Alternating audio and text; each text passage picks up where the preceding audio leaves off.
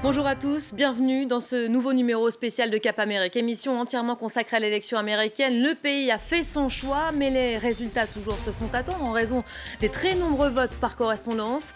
Ces bulletins que Donald Trump a décidé de contester, le président sortant qui, une fois de plus, a défié les pronostics. Pour quelles raisons? Quelles leçons déjà tirées de cette élection? On vous en dit plus tout de suite dans ce numéro spécial.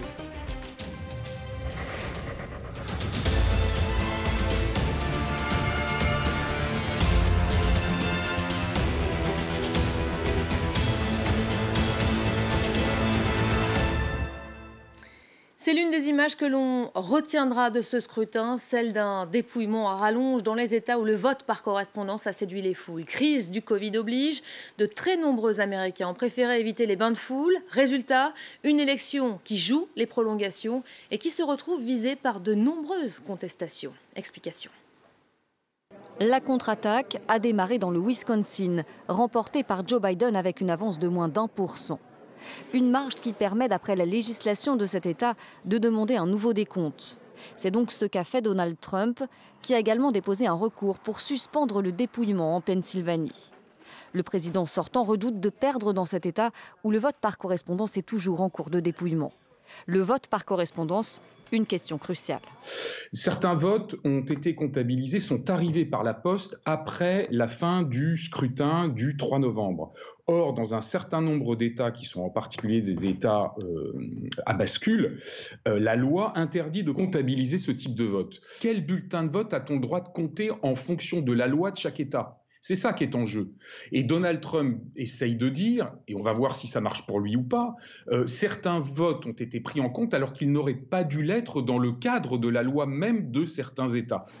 Pour ces mêmes raisons, Donald Trump a demandé la suspension du dépouillement en Géorgie, autre État clé.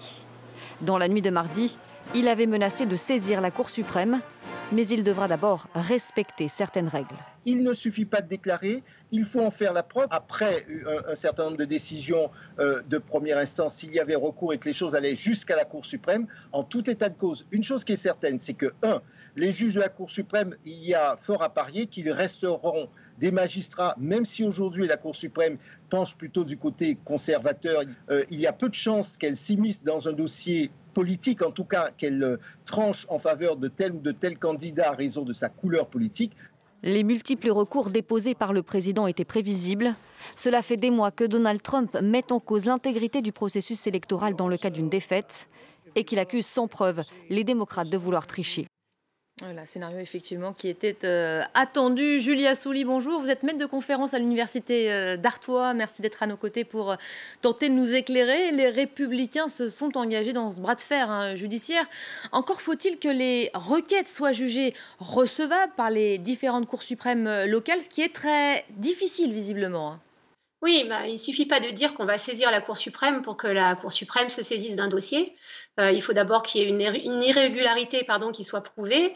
Et dans le cas du Wisconsin, par exemple, le décompte, le recompte des voix est tout à fait autorisé par les textes. Mais ce qui n'est pas autorisé, c'est d'arrêter le comptage. Donc, pour le Wisconsin, il va faire un recours en justice qui va donner lieu à un recompte. Ce qui ne veut pas dire que la Cour suprême va se saisir du dossier. En Géorgie, par exemple, il voulait arrêter le décompte des voix, ce qui est quelque chose de complètement différent, car le décompte des voix est autorisé après la date de l'élection. Les textes de loi ne disent pas qu'on doit arrêter le décompte des voix après la date de l'élection. De même qu'en Pennsylvanie, où une décision de justice a déjà autorisé la Pennsylvanie à compter jusqu'au 6 novembre. Donc, il n'y a pas lieu d'attaquer en justice une décision qui a été prise par une cour de justice. Roosevelt disait « Ne sous-estimez jamais un homme qui se surestime ». Évidemment, on pense à Donald Trump. Les sondages ont une fois de plus sous-estimé Trump cette fois, non ? Oui, alors la grande conclusion qu'on peut tirer de cette élection, à nouveau, c'est de se méfier des sondages.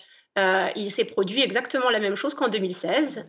Les démocrates, même s'ils l'ont moins affiché cette fois-ci parce qu'ils ont tenu à ne pas reproduire l'erreur de 2016, Et ben dans certains cas, n'ont pas pu quand même s'empêcher de croire que ils allaient gagner, notamment dans les États de la Rust Belt, assez largement. Et on ne peut pas leur en vouloir, puisque notamment dans le Wisconsin, Biden était en avance de 10 points dans les sondages. C'est au-delà de la marge d'erreur. Et on comprend tout à fait que les démocrates aient pu croire qu'il y aurait une potentielle vague bleue, parce qu'une fois de plus, les sondeurs sont tombés dans un piège, dans le piège de 2016. Les sondeurs avaient expliqué qu'en 2016, ils n'avaient pas tenu compte du vote des jeunes blancs non éduqués et qu'ils avaient rectifié cet état de fait. Mais il semblerait que les partisans de Trump et Donald Trump lui-même sont si imprévisibles et si inclassables que les sondages se sont à nouveau trompés, et sûrement sur un autre critère que celui de 2016. Alors beaucoup d'interrogations effectivement au moment où l'on parle, toujours, mais il y a déjà des certitudes. Vous le disiez à l'instant, la vague bleue démocrate annoncée n'a pas eu lieu. C'est notamment le cas au sein des Latinos, la première minorité du pays. Elle a clairement déçu les démocrates. Explication. Ils sont hispaniques, représentent 13% des électeurs américains et ont été très courtisés par les deux candidats. Mais contre toute attente, ils ont plus voté pour Donald Trump qu'en 2016, et ce malgré une politique parfois jugée raciste du président sortant. À l'échelle nationale, les sondages de sortie des urnes montrent que le président Donald Trump ne se porte pas aussi bien avec le vote blanc, en particulier avec les hommes blancs. Il a mieux réussi chez les minorités, notamment les Afro-Américains et les Hispaniques. La population hispanique américaine est loin d'être homogène. Leur opinion politique varie en fonction de la religion, de l'âge et du pays d'origine. Vous ne pouvez pas mettre dans le même panier les portoricains et les cubano-américains. Les portoricains sont assez progressistes. Ils pensent qu'il devrait y avoir des soins de santé pour tous. Vous savez, le monstre communiste et socialiste n'effraie pas les portoricains. Les émigrés d'origine cubaine, eux, votent traditionnellement pour les républicains. Ils reprochent au président démocrate des 60s, Kennedy puis Johnson, d'avoir abandonné la mère patrie à Fidel Castro. Venant de Cuba, nous savons tous à quoi ressemble le communisme et le socialisme. Nous savons quand quelqu'un fait de fausses promesses, et Joe Biden nous a fait essentiellement de fausses promesses. Mais au cours de la campagne, certains militants latino-démocrates ont reproché à Joe Biden de ne pas les avoir assez considérés.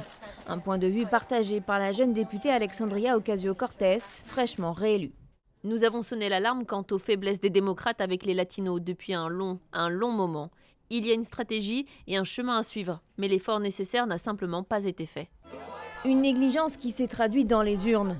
Joe Biden a fait bien moins que prévu dans plusieurs États importants, dont la Floride et le Texas. Voilà, Julie Assouli, les hispaniques recensés au nombre de 60 millions en 2019 sont maintenant clairement la première minorité du pays, et il se trouve qu'ils auraient davantage voté Trump qu'en 2016.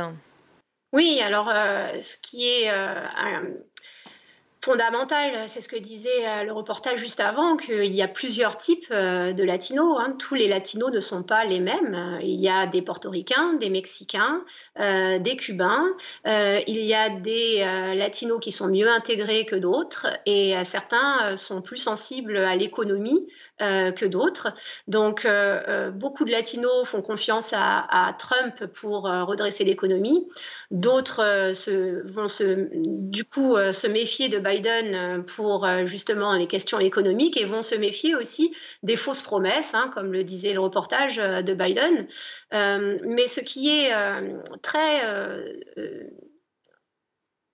très surprenant, peut-être pas surprenant, mais ce qui est en tout cas remarquable, c'est que d'un État à l'autre, la communauté hispanique ne se comporte pas de la même manière, parce qu'on a vu l'inverse dans l'Arizona. Là, la communauté latino en Arizona s'est beaucoup mobilisée pour les démocrates, et si l'Arizona bascule du côté démocrate, on n'en est pas encore sûr, mais si dans les jours qui viennent, on apprend le résultat définitif de l'Arizona et qu'il bascule côté démocrate, ce sera quand même un vote historique qui sera en partie dû justement à la mobilisation de la communauté latino en Arizona. Ce qui n'est pas le cas de la Floride. La Floride n'a pas basculé du côté démocrate, en partie parce que une communauté cubaine assez conservatrice et très antidémocrate s'est déplacée en masse. On attend d'ailleurs toujours de connaître le taux de participation qu'on annonce déjà comme record. Je rappelle que plus de 100 millions d'Américains avaient voté avant le 3 novembre. Le fait que l'élection Julia Souli joue les prolongations, ça fait peser quel risque sur le pays, quel risque sur la démocratie?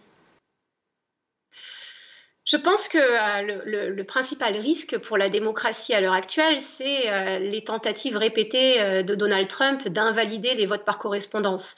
Arrêter le décompte des voix est quelque chose qui met en péril la démocratie, parce que les gens qui se sont exprimés dans les urnes par correspondance l'ont fait bien avant la date de l'élection. Vous pensez que dans 4 ans, on sera beaucoup plus réticent à utiliser le vote par correspondance ? J'espère que non. En fait, j'espère surtout que ça va se démocratiser, que la leçon de 2020, ce sera une démocratisation des votes par correspondance. Ce sont des votes qui doivent être aussi valides que les autres. Et dans des cas comme la situation actuelle avec la pandémie, on doit permettre à tout le monde de pouvoir s'exprimer dans les urnes, y compris les gens qui ne peuvent pas se déplacer. Le mot de la fin, Julia Souli, quel que soit le nom du futur locataire de la Maison-Blanche, il héritera d'une Amérique profondément divisée. Oui, alors bon, la conclusion, on va l'avoir d'ici quelques jours, mais on n'est pas à l'abri d'une suite de poursuites judiciaires engagées par Donald Trump qui risque donc de faire traîner ce résultat. L'Amérique est très divisée, c'est à nouveau du 50-50 cette division va se traduire aussi dans la possibilité que Biden aura, s'il est élu, de gouverner, parce que si c'est lui qui remporte l'élection, le Sénat n'est pas acquis aux démocrates et il est fort peu probable qu'il soit remporté par les démocrates. Et à ce moment-là, il aura beaucoup de mal à dérouler sa politique. Merci beaucoup Julia Souli d'avoir été notre invitée sur ce format spécial. Merci à vous de nous avoir suivis. Vous restez évidemment avec nous sur France 24. L'information se poursuit.